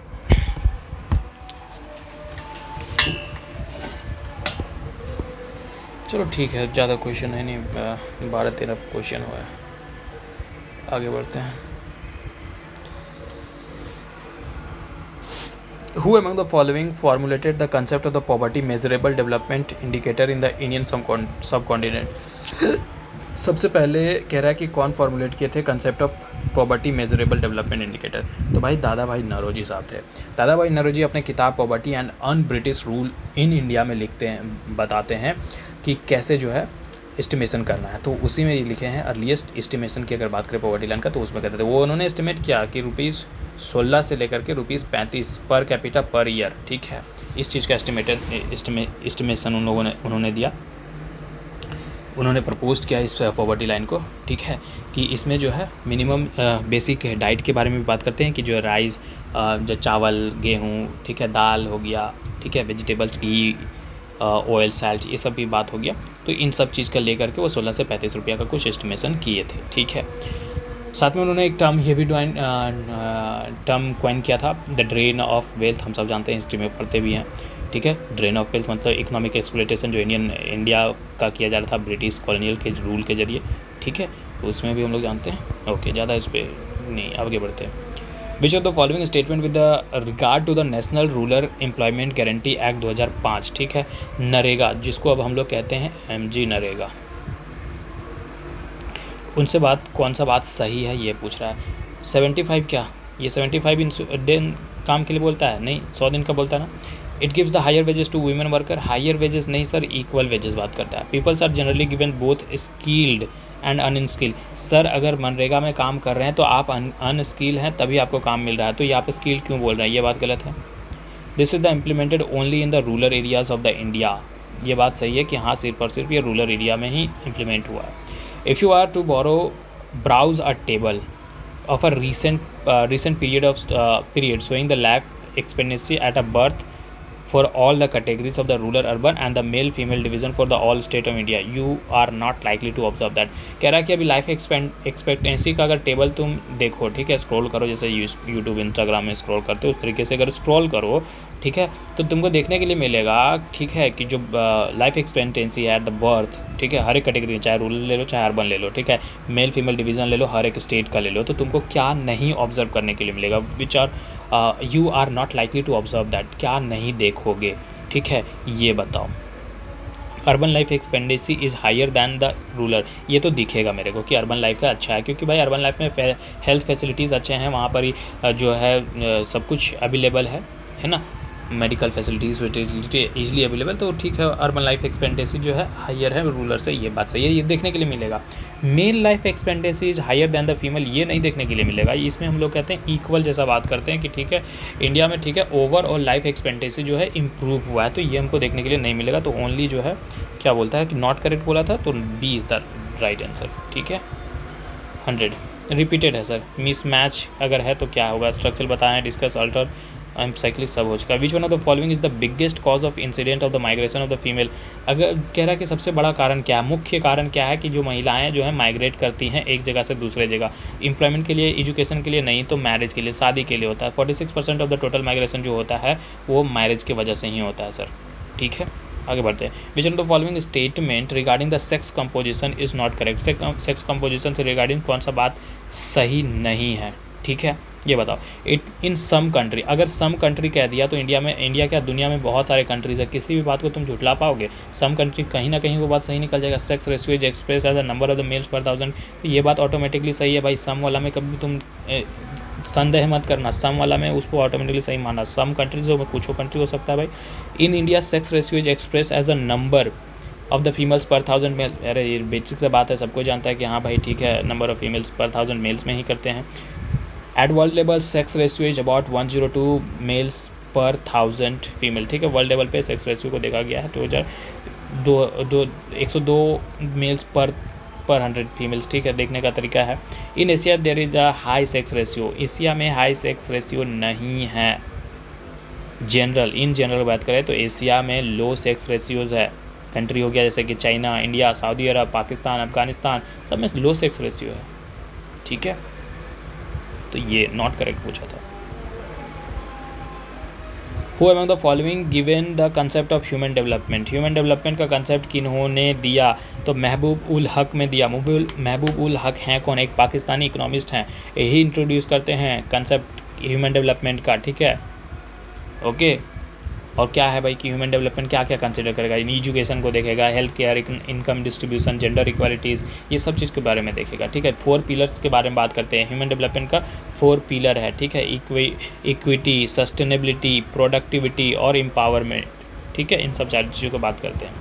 What do understand by the demographic dividend, demographic dividends का कंसेप्ट रिपीट था कि नहीं था, कल का क्वेश्चन में ही था, ठीक है। तो डेमोग्राफिक डिविडेंड्स के मतलब से क्या समझते हो, a rise in a rate of the economic growth में बढ़ रहा है। क्यों बढ़ रहा है, क्योंकि जो वर्किंग एज ग्रुप हैं 15 से 59 वो उसका हम लोग स्किल्ड कर दिए हैं, उसको कैपेबल बना दिए हैं, इसीलिए तो due to the higher share of the working age of people in the population. बिल्कुल सर, यही बात तो है, कल ही तो बात किए थे कि भाई अगर हम लोग को वर्किंग डेमोग्राफिक डिविडेंड का अगर अच्छे से फ़ायदा उठाना है तो उसको क्या करना चाहिए, तो उसको स्किल करना चाहिए था। एग्जैक्टली यही क्वेश्चन ही था एक। Which one of the following is not a dimension of the human development index, क्या रिपीटेड है कि नहीं है, सो बताओ, ठीक है। Access the banking and other financial, ये ग्लोबल वाला में नहीं था, ठीक है, लेकिन फाइनेंशियल नहीं, एक तो बैंकिंग वाला था ना हम लोगों का इंडिया में, ठीक है, लेकिन ये सी जो है नहीं है, ठीक है। आगे बढ़ते हैं। गिनी कोएफिशिएंट, रिपीटेड क्वेश्चन, इससे हम लोग क्या मेज़र करते हैं, गिनी कोएफिशिएंट और गिनी रेशियो से, तो इनकम इनइक्वालिटीज़ करते हैं भाई। ये भी बात हम लोग देखे थे कि जो 1 जो है वो क्या होता है, इसका 0 से 1 के बीच में होता है, तो 0 जो होता है वो परफेक्ट इक्वालिटी को दिखाता है, जो 1 जो होता है परफेक्ट एक्सट्रीम, परफेक्ट नहीं कह सकते, एक्सट्रीम इनइक्वालिटीज़ को दिखाता है कि नहीं। 107 natural rate of the employment hypothesis was developed. Natural rate of unemployment hypothesis किन के जरिए डेवलप किया गया था? तो ये थे मिल्टन फेरिडमैन के जरिए। Natural rate of the unemployment hypothesis advocate by the Milton Friedman. ये क्या कहते हैं कि जो लेवल ऑफ एम्प्लॉयमेंट है वो क्या कहता है, लॉन्ग टर्म में परसिस्ट करेगा, persist in a long terms and regardless of the economic fluctuation. ठीक है। 108 स्वयं। स्वयं क्या है? स्वयं क्या है? तो स्वयं एक मैसिव ओपन ऑनलाइन कोर्स है जो initiative on a national platform. Massive. अब इसका एम क्या है कि भाई क्वालिटी एजुकेशन प्रोवाइड, जो ब्रिज है डिजिटल डिवाइड का, ठीक है, तो उसको ख़त्म करना है। कैसे ख़त्म कर सकते हैं? तो एजुकेशनल रिसोर्सेज को एक्सेसिबल बना करके, हर एक तक एक्सेसिबल बना करके, ठीक है। तो लर्नर जो होंगे उसको कैसे क्या करेंगे? तो लर्नर इसका जो हैगा डिजिटल प्लेटफॉर्म में, ऑनलाइन में कोर्स को, मटेरियल को एक्सेस कर पाएंगे, पार्टिसिपेट कर पाएंगे इंटरेक्टिव सेशंस में, ठीक है। और साथ में ये सब करने के बाद वो सर्टिफिकेट भी अर्न कर पाएंगे, ठीक है। ओके, तो B is the right answer. Which of the following statement about the निर्यात बंधु स्कीम इज क्रिएटेड? निर्यात बंधु स्कीम, ठीक है, निर्यात बंधु स्कीम एक गवर्नमेंट का इनिशिएटिव है। इसका एम यही है कि भाई जो फर्स्ट जनरेशन, जो पहली बार जो आ रहे हैं एंटरप्रेन्योर्स, ठीक है, in the field of international trade, इसको जो है मेंटर करने का काम है, प्रोवाइड करना है इन लोगों को गाइडेंस, ये पर्पस है इसका। सपोर्ट करना है इंडिविजुअल को, ठीक है, जो एक्सपोर्ट इंपोर्ट बिजनेस में इंटर कर रहे हैं। और अगर हिंदी जो निर्यात है, इंग्लिश में हम इसी को कहें तो एक्सपोर्ट कहते हैं, ठीक है। मानते हो कि नहीं मानते हो भाई? तो भाई it is a scheme for mentoring the first generation entrepreneurs, बिल्कुल यही बात है सर, ठीक है, और कोई बात ही नहीं है। 110 विच one of the following is not a feature of the संसद आदर्श ग्राम योजना स्कीम। अब देखो यहाँ का क्या बोलता है, एक एमपी लाइड के बारे में पढ़े होगे भाई, पॉलिटी में क्वेश्चन था, ठीक है। बोला कि विच of the not a features of the संसद आदर्श ग्राम योजना। संसद ग्राम योजना का कौन सा फीचर नहीं है? ये फोकस करता है कम्युनिटी पार्टिसिपेशन में। एमपी लाइड में था ना, वो फोकस करता था कम्युनिटी पार्टिसिपेशन में। It is guided by the members of the parliament, बिल्कुल guided by the member of parliament, ठीक है। फुल्ली फंडेड है कि नहीं?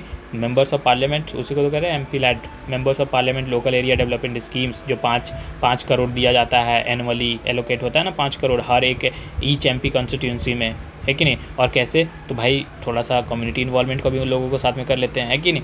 तो ये बात तो सही है sir. It aims to creating infrastructure for the village. Oh my god, ये इंफ्रास्ट्रक्चर सिर्फ और सिर्फ नहीं बात करता है, ठीक है, comprehensively.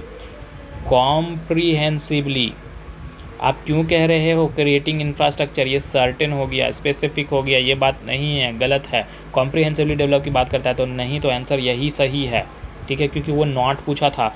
Amartya Sen was awarded the Nobel peace prize. Nobel prize for the contribution of, किसके लिए अमर्त्य सेन को मिला था नोबेल प्राइज? तो वेलफेयर इकोनॉमिक्स, ठीक है। Amartya Sen awarded the Nobel prize in economics in 1998, ठीक है। कंट्रीब्यूशन क्या था उनका? वेलफेयर इकोनॉमिक्स में, ठीक है।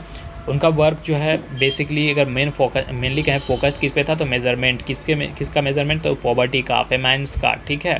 और साथ में वो नए कंसेप्ट को डेवलप में करते हैं, जो अभी हम एक क्वेश्चन करके आए हैं, कैपेबिलिटी अप्रोच, ठीक है कि नहीं। Okay, the all India census was first attempted in 1872। हाँ, ये बात सही है कि ऑल इंडिया जो फर्स्ट अटेम्प्ट है ऑल इंडिया का, ये 1872 में ही हुआ था, ठीक है। रेगुलरली अंडरटेकन सिंस 1881, हाँ 1881 से लगातार होता ही आ रहा है। Always undertaken as a 5 year. Always क्या भाई? उतना दिन से ऑलवेज आज तक कभी मिस नहीं हुआ होगा भाई। हम लोगों का इलेक्शन चालू हुआ, अभी 1 नेशन 1 इलेक्शन का बात आ जाता है। इलेक्शन जब हमारा देश आज़ाद हुआ तब इलेक्शन एक साथ हुआ, बीच में इमरजेंसी टूटा ना यार, रेगुलरली तो नहीं हो पाया। तो ये 1881 1872 से रेगुलरली चलेगा और ऑलवेज का बात कर रहा है, ऐसे मार तो बहुत ज़्यादा एक्सट्रीम है। ये गया, ओनली सी मारो, 1 और 2 बच गया। शिशु, किशोर, तरुण आर द स्कीम ऑफ, ये सब हिंदू नाम है। शिशु मतलब बच्चा हो जाता है, किशोर मतलब 11 साल के उम्र तक पहुंच जाता है, तरुण मतलब कि 14-15 साल से उम्र के ऊपर पहुंच जाता है। तो ये सब जो स्कीम है ना सर, ये माइक्रो यूनिट डेवलपमेंट है, रीफाइनेंस एजेंसीज लिमिटेड, मुद्रा, ठीक है। इसमें से जो है कुछ पैसा दिया जाता है, जैसे कि शिशु को 50,000, ठीक है, किशोर को अगर बात करें तो 50,000 से 5 लाख तक, और अगर तरुण की बात करें तो 5 लाख से 10 लाख तक का लोन दिया जाता है इस स्कीम के थ्रू, ताकि एंटरप्रेन्योरशिप को प्रमोट किया जा सके। ठीक है, तो B is the right answer.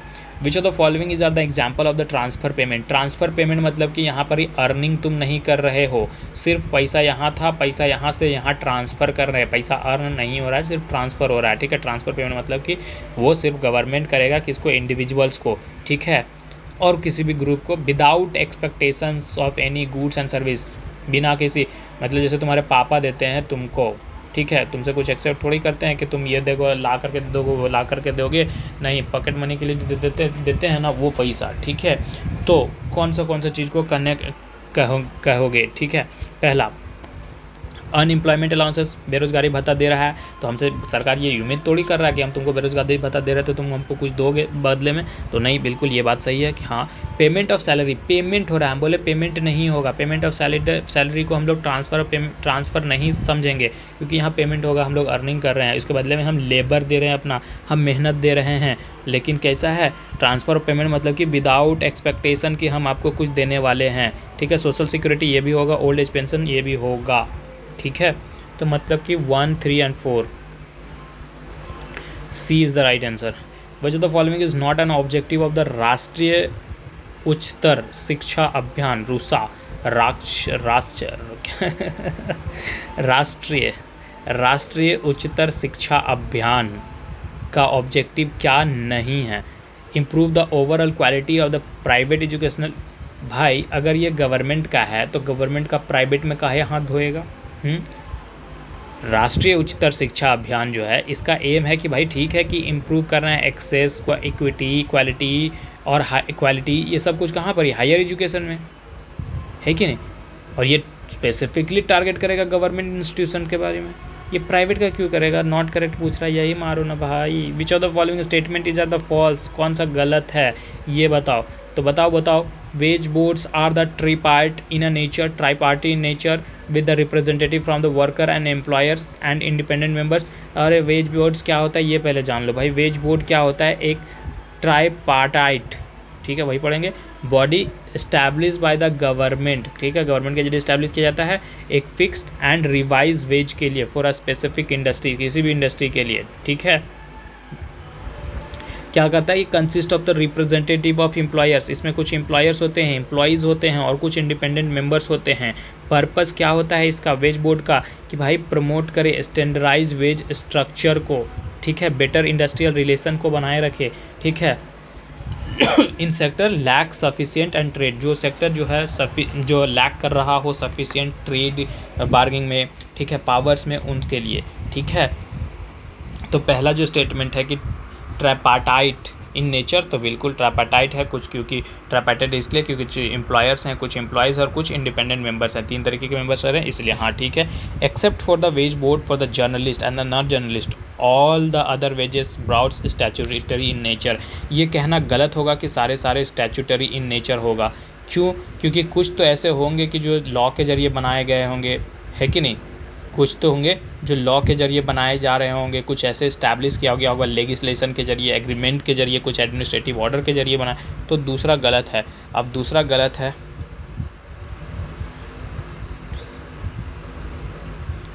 Only ए, लेकिन इस आंसर में थोड़ा सा गलत है। या तो तुम ऑप्शन बदल लो या तो ये, क्योंकि ये जो है ना second national commission on the labour has recommended against the utility of the wage board, तो ये बात भी सही है। अब 1 and 3 कहाँ है? 1 and 3 कहीं नहीं है, तो इसमें भी 3 ऐड कर लो, या तो इसमें बोल दो कि भाई बताओ कि नॉट करेक्ट क्या है, तो नॉट करेक्ट जब पूछेगा तो दूसरा हो जाएगा, तो फिर हम यहाँ से आंसर बी मान सकते हैं, लेकिन यहाँ पर ही दोनों सही है। तो जो है क्वेश्चन बदल लो तो क्वेश्चन बदलना तो क्वेश्चन बदल लो, ऑप्शन बदलना तो ऑप्शन बदल लो, जो मन में है वो बदल लो। Norman Borlaug won Nobel peace prize for his contribution. Norman Borlaug भाई इंस्पिरेशन जो ग्रीन रिवोल्यूशन का है कि नहीं, सबसे यहाँ हम लोग इंडिया में स्वामीनाथन को पढ़ते हैं, लेकिन इससे पहले कौन था? नॉर्मन बोरलॉग थे ना भाई। तो इनको किसके कंट्रीब्यूशन में पीस प्राइज़ मिला, ये बात बताओ। तो development of the high yielding crops बिल्कुल इसमें मिला है। मॉडर्नाइजेशन ऑफ इरिगेशन इंफ्रास्ट्रक्चर इसमें इनका काम इसमें भी है। Introduction of the synthetic fertilisers and the pesticides, ये चीज़ तीनों का तीनों ही है भाई। तो यहाँ तीनों को तीनों हम कंसिडर कर सकते हैं कि भाई इनके वजह से इनको जो है नोबेल पीस प्राइज़ मिला। ठीक है। Which of the following statement is are the true with regard to the newly launched Van Bandhu Kalyan योजना। वन बंधु कल्याण योजना के तहत कौन सा स्टेटमेंट सही होगा, गलत होगा। ठीक है। Under the scheme the central will provide the 10 crore. ठीक है। इस स्कीम के तहत सेंटर 10 करोड़ रुपया देगा, हर एक स्टेट को देगा, हर एक यूनियन टेरिटरी को देगा। ठीक है। किसके लिए? तो डेवलपमेंट के लिए, कॉस्ट में of the various facilities for the tribal, various facilities of the tribal के लिए देगा। तो क्या ये बात सही है इस स्कीम के साथ? तो भाई ये स्कीम जो है ना एलोकेट करता है, ठीक है, फंड एलोकेट करता है ट्राइबल डेवलपमेंट के लिए, लेकिन जो अमाउंट एलोकेशन है ना वो क्या करेगा सर, वैरी करेगा। और वो वैरी जो होगा वो बेस्ड होगा कि भाई किस तरीके का प्रोजेक्ट प्रपोजल वहाँ पर ही ज़रूरत है उसके लिए। तो हर एक कंट्री, हर एक स्टेट और यूनियन टेरिटरी को 10 करोड़ ऐसे नहीं दे देगा, वो वैरी करेगा। तो ये बात गलत है। ठीक है, क्योंकि यहाँ पर ही बोल दिया डायरेक्टली कि सब कोई को देगा। ठीक है, तो पहला गलत है, पहला गलत है। The scheme mainly focus on bridging the infrastructural gap and the gap in the human development indices between the schedule and the tribal. ये बात सही है कि हाँ प्राइमरी फोकस ये था कि वन बंधु कल्याण योजना का कि भाई अपलिफ्ट करना है, ट्राइबल कम्युनिटीज़ को अपलिफ्ट करना है। ठीक है, इम्प्रूव करना है, उनके बेसिक एक्सेस को इम्प्रूव करना है, बेसिक सर्विस प्रोवाइड करना है, हेल्थ केयर प्रोवाइड करना है, एजुकेशन अच्छा प्रोवाइड करना है, और साथ में उन लोगों को लाइवलीहुड अपॉर्चुनिटी देना है, एक अच्छा देना है। ठीक है, तो ये बात सही है। दूसरा सही है, दूसरा सही है। Which one of the following is the objective of the national Ayush mission approved by the union cabinet minister. Ayush का क्या ऑब्जेक्टिव है, यही पूछ रहा है। ठीक है, basically okay. Improve the Ayush of the education through the enhancement in the number of the upgraded educational institution. बिल्कुल आयुष का एजुकेशनल इंस्टीट्यूशन बढ़ाने की बात किया गया है, ऑब्जेक्टिव है ये, एक है। बेटर एक्सेस होगा उससे, हाँ होगा, थ्रू किसके? तो अगर इंक्लूज आयुष हॉस्पिटल अगर इंक्रीज़ करेंगे, dispensaries availability of the drugs and भाई ये किसी चीज़ का लिए, सिर्फ आयुष को क्यों, अगर ऐड को हटा देंगे हम, कोई दूसरा चीज़ का नाम लिख देंगे और उसका ये सब काम करेंगे तो बेटर होगा ना, तो किसी के लिए भी ये बात सही होगा। Providing the sustainable availability of the quality and the raw material for the Ayush system. हाँ ठीक है, एक sustain and availability quality of raw material हम आयुष के लिए प्रोवाइड करेंगे, मेडिसिन के लिए। ठीक है, तो ये भी एक ऑब्जेक्टिव है। करेक्ट पूछा है तो मार दो सारे के सारे कि सारे के सारे स्टेटमेंट क्या है, करेक्ट है। ठीक है, okay. Which of the following is are the objective of the Mahatma Gandhi Pravasi Suraksha योजना। महात्मा गांधी प्रवासी सुरक्षा योजना का क्या ऑब्जेक्टिव है, ये पूछ रहा है सर। ठीक है, to encourage enable overseas Indian worker by government contribution to. कैसे करेंगे, क्या करेंगे वो बताओ। पहला कि भाई save for their returns and the resettlement. बिल्कुल इसीलिए तो भाई प्रवासी दिवस मनाया ही इसीलिए किया जाए कि भाई उनको थोड़ा सा save for their return and resettlements, ये बात ही सही है। ठीक है, save for their old age, save for their old age. ठीक है, ये ठीक है कि प्रोवाइड करता है, पेंशन देता है। पेंशन का ऑप्शन एक है कि ओवरसीज़ इंडियन वर्कर जो है अगर आएंगे तो ठीक है एक तरीके का पेंशन देंगे कि ताकि उनका ओल्ड एज में उसको सहायता मिले। दोनों स्टेटमेंट सही है। Obtain a life insurance. ठीक है, लाइफ इंश्योरेंस देंगे over against the natural health for the entire life of the worker. नहीं, इंटायर लाइफ ये ज़्यादा एक्सट्रीम बल दिया। ये नहीं है कि भाई ठीक है हेल्थ इंश्योरेंस देंगे लेकिन इंटायर लाइफ के लिए नहीं देंगे। ठीक है, कि आप जब तक वैलिड है, वैलिड ड्यूरेशन है, ठीक है, आप वर्कर एज अ एम्प्लॉयमेंट है तब तक देंगे। ये तीसरा बात गलत है, ऑल गलत है, ऑल गलत है, तो बी मारो। Which of the following statement about the India's unorganise sector are true. Unorganise sector question था ना, ऑर्गेनाइज अनऑर्गेनाइज का। ठीक है, तो अनऑर्गेनाइज सेक्टर से रिलेटेड कौन सा बात सही है ये पूछ रहा है। ठीक है, labour is more in a number than that in the organise sector. Organise sector में जितना लेबर होते हैं उससे ज़्यादा लेबर जो है अनऑर्गेनाइज सेक्टर में होते हैं। बिल्कुल ये बात सही है, पॉपुलेशन ही सबसे ज़्यादा है। Job security and the worker regulations are better in unorganise. Sir नहीं, जॉब सिक्योरिटी, वर्कर रेगुलेशन सब कुछ कहाँ पर ही ऑर्गेनाइज सेक्टर में अच्छा होता है। ये इसमें क्यों बोल रहा है, दूसरा को हटा दो, एक ही हटा यार, ज़्यादा नहीं हटा। They are usually not organise into the trade unions. बिल्कुल ये ऑर्गेनाइज नहीं होते हैं ट्रेड यूनियंस में, क्योंकि ट्रेड यूनियंस में वही होते हैं जो ऑर्गेनाइज सेक्टर होते हैं। क्योंकि अगर उन लोग ट्रेड यूनियंस में होंगे तो उन लोगों को बेनिफिट होगा, कुछ तो मिलेगा। यहाँ इन लोगों को क्या मिलेगा, घंटा नहीं मिलेगा कुछ। तीसरा अरे तीसरा सही है ना, not organise into the trade union, ये बात सही है। Workers are usually employed for the limited number of the days. Worker are usually employed for a limited number of day. क्या ये बात सही है? ऑर्गेनाइज सेक्टर में भी, हाँ तो बिल्कुल ये बात भी सही है। तो 1, 3 एंड 4, 1, 3 एंड 4 यही है सही। ठीक है, B is the right answer. ठीक है सर, कंप्लीट हुआ 121 क्वेश्चन, 2 दिन में 60 और 61 क्वेश्चन इस तरीके से हम लोग कंप्लीट किए हैं। ठीक है, अब ये जा करके अपना टिक मार लेना यार, ये कंप्लीट हो गया। 11 तारीख 12 तारीख कल मिलेंगे सेक्टर ऑफ इकोनॉमिक के साथ, जहाँ इंफ्रास्ट्रक्चर, इंडस्ट्रीज़, सर्विस सेक्टर और अदर सेक्टर ऑफ इकोनॉमिक से क्वेश्चन होंगे। 91 क्वेश्चन है, 2 दिन में 50 और 40 क्वेश्चन करके हम लोग कंप्लीट करेंगे। ठीक है, मिलते हैं फिर अगले वीडियो में यार, तब तक के लिए बाय, थैंक यू।